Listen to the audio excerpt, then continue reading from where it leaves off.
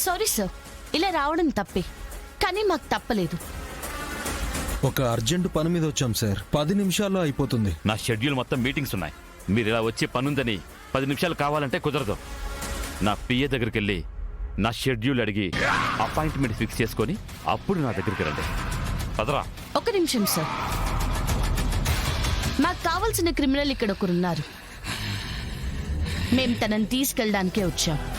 తీసుకెళ్లకుండా ఇక్కడ నుంచి వెళ్ళం సార్. నా ఇంటికొచ్చి నన్నే క్రిమినల్ అంటావా?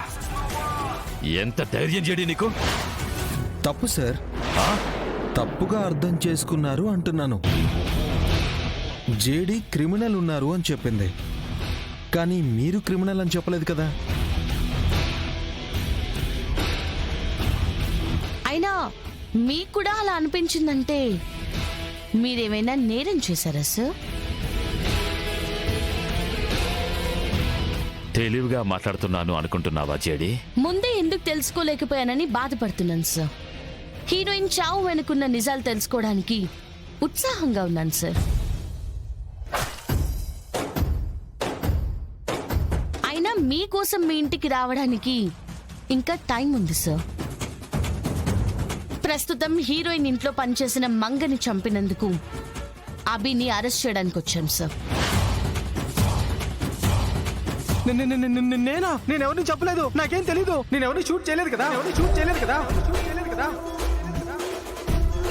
షూట్ చేసి చంపారని మేమేం చెప్పలేదే.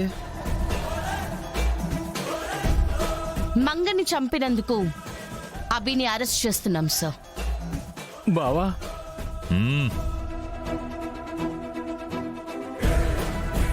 వాడు నా మనిషి. వాడిని తీసుకెళ్లాలంటే నన్ను దాటి వెళ్ళాలి. మిమ్మల్ని, మీ పదవిని, మీ పవర్ని అన్నిటినీ దాటైనా సరే తప్పు చేసిన వారిని అరెస్ట్ చేసి తీసుకెళ్తాను సార్. అది మీరైనా మీ మనిషి. అభియే మర్డర్ చేశాడనడానికి సాక్ష్యాలేవి? మీ దగ్గర వారంట్ ఉందా?